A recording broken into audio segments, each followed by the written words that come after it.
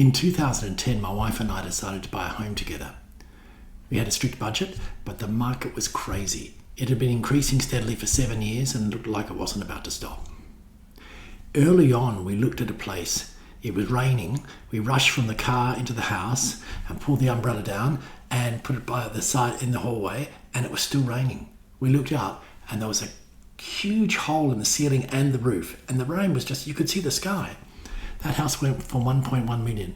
Now, it hadn't been looked after for a long time, and to confirm this, when I was in the garage, I pointed out to my wife, there's a calendar here that reads June 1961. Now, there can't have been nobody in that house in 61, but it was a rundown mess. Went for $1.1 million, and it was snapped up. There were lots of people at the auction, not us.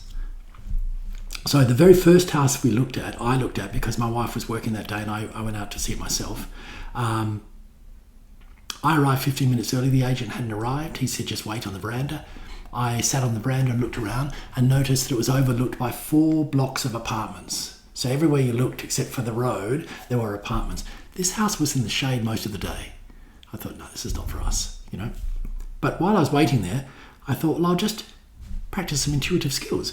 Closed my eyes, centered myself, mentally walked through the front door, mentally, intuitively walked through the whole house. And then I looked under the floorboards to see what it was like, what the foundations looked like. And I could see right around the bathroom, all the floorboards were rotten, the foundations were rotten.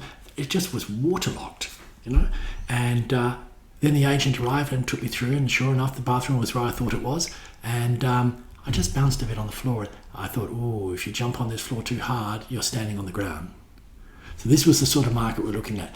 I needed a home office, so I started with the small compromises, and then there was the ultimate compromise was they said it was a lower ground level. It was a storage room. When I stood up, my head was touching the roof, the ceiling in this place. And I said, I could be okay. I'll be sitting down for most of the time. She said, no.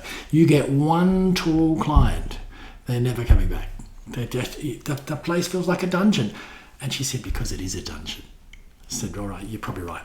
Okay, during the process of looking, we enlarged our search area 3 times and we increased our budget twice. It was unbearable, First 50 houses down, we could get pretty good at walking in the door and saying, this is going to work, this is not going to work. And in one particular house, I said to her, divorce. And the agent looked at me like, whoa, how did you know that? You could just feel the anger and the sadness and the disappointment in this house. The energy was hanging there, And when we hit 80 properties, my wife said to me, look, do us a favour, go into meditation. Tell us what the house looks like. So I did a quick meditation, and I could see it was a mid-century modern type of house. 1 level, lots of glass on one side. One long rectangular house. And we kept looking, couldn't find it.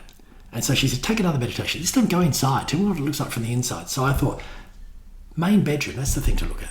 So I took myself forward 12 months. So I figured you're in the house by 12 months, you bought it, you moved in, you settled, you wake up one morning and it looks like this. And I had a quick look at it, thought, yep, okay, I've got it. And we kept looking, couldn't find that.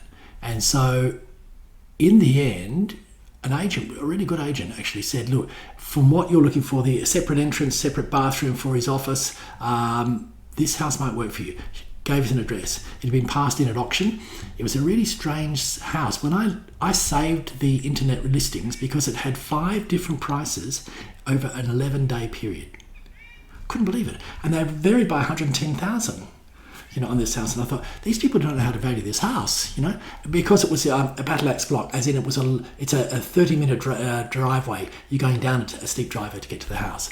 And a lot of people don't know that. They want to be dead on the street. But what you get at the bottom of the driveway is you get an enormous park. So behind our house is a 17-acre park. Most people haven't even heard of it. People who live in this neighbourhood haven't heard of it. But anyway, I saw the house, she saw the house, we both liked it. She said, does the bedroom look like the one you had in meditation? I said, no, but I don't care. Let's just buy the house anyway. Let's exercise a bit of free will here, And we did that, moved in, it was fine. Now, about 3 months after we moved in, I said, this room isn't, the flow's all wrong with this room. I want a clear path from the entry door into to the window. just gives you that feeling of space. So we moved the bed around to a different wall, moved all the storage units and other things around, and it was good. Woke up the next morning, I thought, whoa, this is the room I saw in the meditation. We'd put the bed on the wrong wall. And this was about 3 months after we moved in, so it was about 5 or 6 months after I'd had that meditation, still within the 12-month period. And of course, when the 12-month period came, you wake up and you're in that room. So sometimes even when you think you're exercising your free will, things are eventuating just as you saw them. It's amazing.